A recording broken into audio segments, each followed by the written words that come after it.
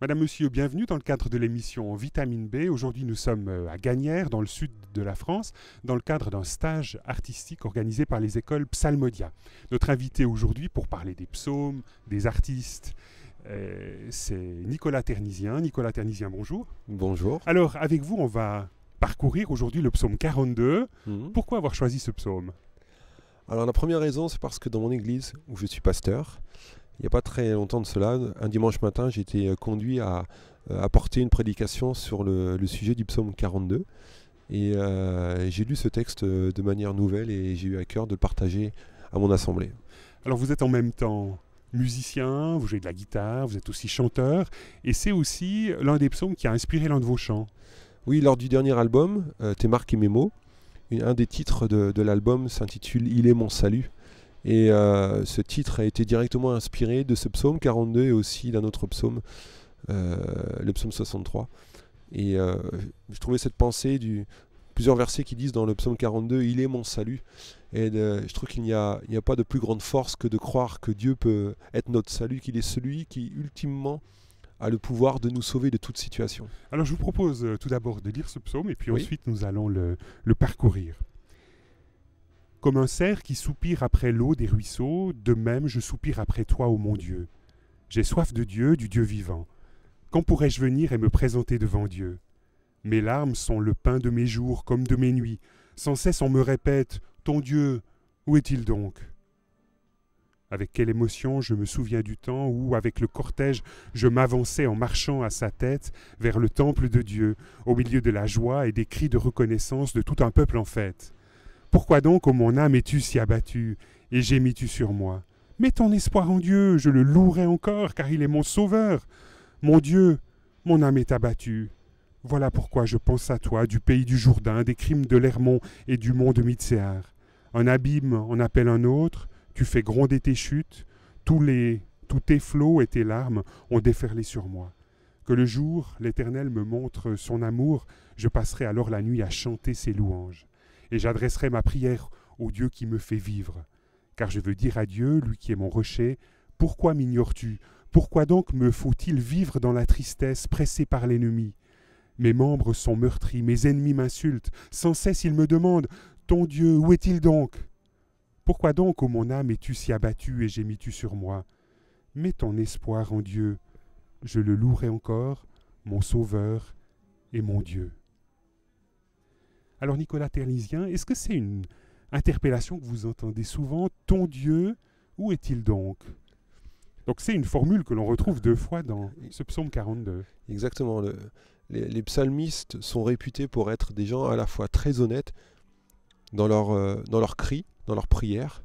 Et je trouve ça important que pour les chrétiens, pour nos membres d'assemblée, pour ceux qui nous écoutent peut-être pour la première fois et qui ne connaissent pas l'Église, qui ne connaissent pas la Bible, il y a plusieurs endroits dans les psaumes où celui qui prie ou celle qui prie a la possibilité de s'adresser à Dieu de manière honnête en disant « Aujourd'hui, ça ne va pas bien dans ma vie. Où est-ce que tu es ?» Et en même temps, on voit un équilibre dans la manière dont le croyant s'exprime à Dieu.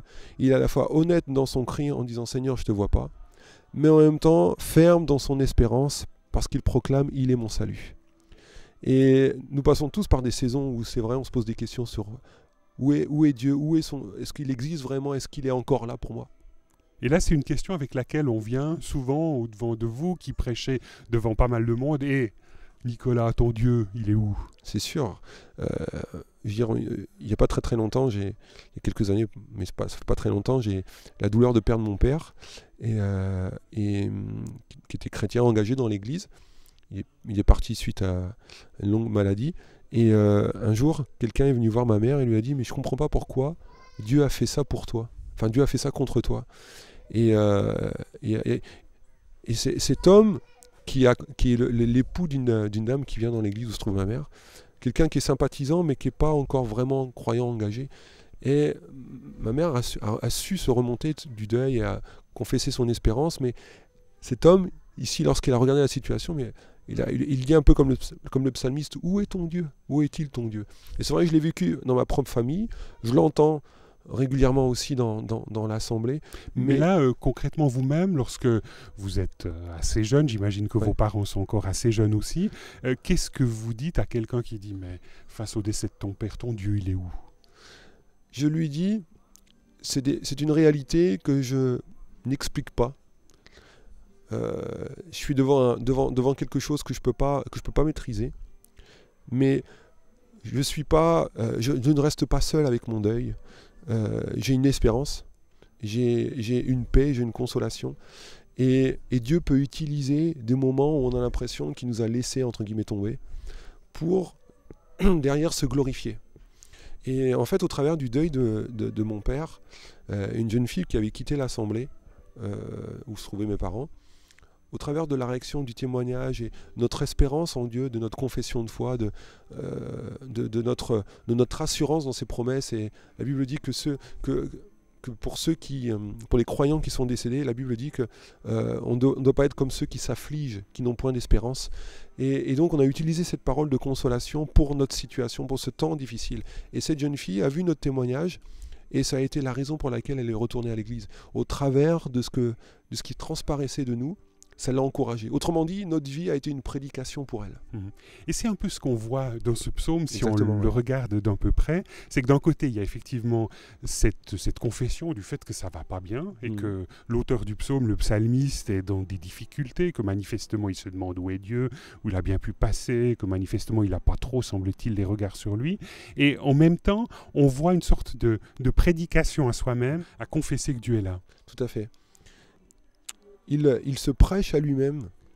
Et je trouve que parfois on attend trop souvent le dimanche matin, on attend trop souvent une église ou un ministère pour qu'il vienne nous encourager. Mais cet homme, il est seul avec sa situation. Il y a juste du monde autour de lui qui le décourage, mais lui, à un moment donné, il va trouver les ressources pour se prêcher à lui-même. Et il va se poser la question, mais mon âme, as-tu vraiment de bonnes raisons d'être abattu? Et quand on lit le contexte du psaume, on pourrait dire oui. Il en a 50 000. Il en a énormément. Mais ce qui m'a frappé, ce qui m'a inspiré dans le texte qui a fait que j'ai prêché dessus il n'y a pas très longtemps, c'est ça. Mais pourquoi t'as battu mon âme? C'est pas quelqu'un qui va lui dire ça. Il va pas dire mais pourquoi t'as permis ça, Dieu? Mais il va faire un constat sur lui-même par rapport à sa foi, par rapport à la situation. Il va se dire mais en fait, est-ce que j'ai vraiment raison? Est-ce que c'est vraiment juste d'être abattu comme je le suis là maintenant? Et la réaction, il y a son humanité transparaît, mais le divin de Dieu, enfin le divin, la divinité, le spirituel en lui, le fait rebondir et ne le laisse pas dans cette dépression, dans cette déprime, dans cet abattement. Il lui dit, mais en fait, je suis pas tout seul. On a l'impression que dans le psalmiste, il y a comme deux voix. Exactement. Il y a des deux voix qui résonnent, un VOX, il y a une voix qui dit, mais regarde ta situation, rien ne va trop bien. Et puis en même temps, il y a un peu le petit prédicateur intérieur, le pasteur intérieur qui viendrait dire, mais c'est un peu le final, mets ton espoir en Dieu, je le louerai encore, mon sauveur est mon Dieu. Donc on voit qu'en final, la personne est résolue à louer Dieu. Exactement. Il y a une guerre en lui, il y a un front dans son cœur, et il parle à son âme, et l'âme c'est le siège des émotions, le siège de notre volonté. C'est là que tout se passe en nous. On peut spirituellement être entre guillemets disposé, mais notre âme parfois elle n'a pas envie, elle est fatiguée, elle est découragée. Mais il va parler à son âme et il va dire il ne faut pas que l'âme ait le dernier mot, il faut que l'esprit.